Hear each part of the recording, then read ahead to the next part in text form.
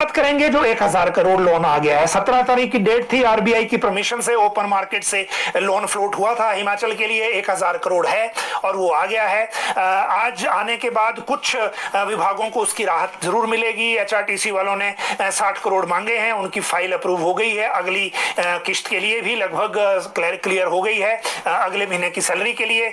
बिजली बोर्ड को क्या मिला वो अभी 1-2 दिन में पता लगेगा, क्योंकि उनको भी सैलरी का इशू है। और इधर जो हेल्थ में इशू है, हिमकेयर और आयुष्मान के जो 236 करोड़ की आसपास की पेंडेंसी बन गई है। कई प्राइवेट हॉस्पिटल्स ने हिमकेयर को चलाने के लिए इनकार कर दिया है। उनको भी फाइनेंस के लोग जो है वो कुछ पैसे दे देंगे, सारी तो नहीं होगी, लेकिन ऐसा उम्मीद है कि 150 करोड़ के आसपास का उनको शायद मिल जाए, ताकि काम को आगे कैरी फॉरवर्ड कर लें। और फिर 1 तारीख को सैलरी पेंशन के हिसाब से ट्रेजरी का इंतजाम वो हो रहा है। लेकिन इसके कारण इमीडिएट रिलीफ तो मिल गया, लेकिन अब अगले महीने के लिए एक बात जो सबके ध्यान में रखने लायक है कि अब अभी तक भारत सरकार से लास्ट क्वार्टर के लिए हमें लोन की परमिशन नहीं मिली है, जो बड़ी सवियर चाहिए। लगभग 6000 करोड़ की परमिशन चाहिए जनवरी, फरवरी, मार्च के लिए, अदरवाइज ये लास्ट की तिमाही नहीं निकलेगी।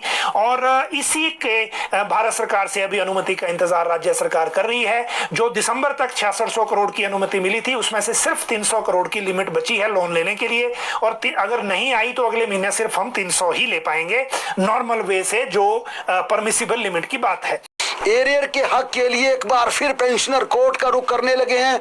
वित्त विभाग के आदेशों के खिलाफ फिर कोर्ट का रुख कर लिया है। जनवरी 2016 से फरवरी 2022 के बीच रिटायरीज जितने भी रिटायर हुए हैं, उन्होंने अपने वित्तीय लाभ के लिए, अपने वित्तीय लाभ की डिमांड के लिए कोर्ट का रुख कर लिया, क्योंकि पिछले कल वित्त विभाग ने एक पत्र जारी करते हुए इस पर रोक लगाने के आदेश जारी किए थे कि कोई भी डीडीओ बिना वित्त विभाग की अनुमति के एरियर जारी ना करें। हाई कोर्ट ने हालांकि जिस प्रकार से कई इसमें अभ्यर्थी, कई ऐसे पेंशनर्स हैं जो हाई कोर्ट का रुख कर रहे हैं, इसी के चलते कुछ मामलों में हाई कोर्ट ने कहा था कि 6% इंटरेस्ट के साथ एरियर का भुगतान किया जाए। लेकिन पिछले कल जारी चिट्ठी के बाद पेंशनर पूरी तरह से नाराज हैं और एक बार फिर कोर्ट का रुख कर रहे हैं और सीधे सीधे अब सरकार के खिलाफ कंडक्ट का केस करने जा रहे हैं। और फूड सिविल सप्लाई के कर्मचारियों की बात की जाए तो फूड सिविल सप्लाई कॉर्पोरेशन के कर्मचारियों ने भी अब 10 दिन के भीतर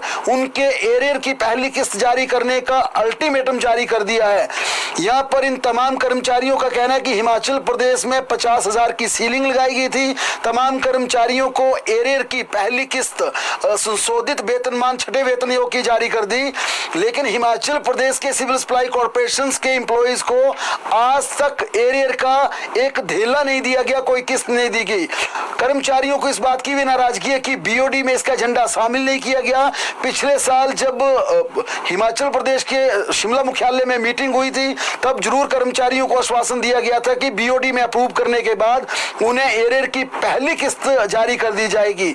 इसी के चलते नाराज हुए कॉर्पोरेशन के कर्मचारी अब सीधे सीधे कह रहे हैं कि अगले 10 दिनों के भीतर उन्हें एरियर का भुगतान नहीं किया गया तो बड़े स्तर पर आंदोलन होगा, संघर्ष होगा। इसी तरह से डीए को लेकर भी अब लगातार सरकार पर दबाव बढ़ने लगा है। कर्मचारी संगठन मांग कर रहे हैं कि 12% डीए, उनका लंबित डीए है, उन्हें एक मुश्त दिया जाए। पेंशनर्स भी इस मामले को लेकर मोर्चा खोल रहे हैं और यहाँ पर हिमाचल प्रदेश के पेंशनर्स कर्मचारियों को सबसे बड़ी आस 25 जनवरी की है। और ये जरूर सूचना आ रही है कि 25 जनवरी के दिन मुख्यमंत्री सुखविंदर सिंह सुक्खू राज्य के पेंशनर्स और कर्मचारियों के लिए डीए की एक किस्त की घोषणा कर सकते हैं, लेकिन कर्मचारी पेंशनर 12% डीए की डिमांड कर रहे हैं।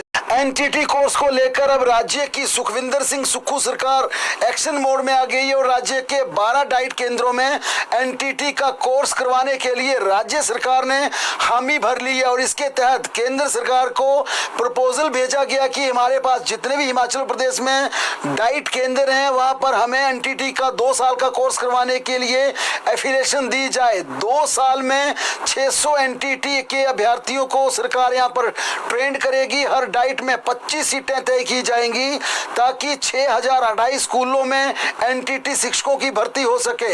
एनटीटी केंद्रों में, डाइट केंद्रों में एनटीटी के लिए एफिलिएशन के लिए ये आवेदन राज्य सरकार ने कर दिया है। अगर संबंधितता मिली तो जल्द हिमाचल प्रदेश के डाइट केंद्रों में एनटीटी के कोर्स शुरू हो जाएंगे। उधर शिक्षा विभाग ने सामाजिक न्याय एवं अधिकारिता विभाग से भी एक ज्वाइंट मीटिंग के लिए समय मांगा है ताकि आंगनवाड़ी वर्कर्स को भी एनटीटी के दायरे में लाने के लिए उनसे एनओसी लिया जाए।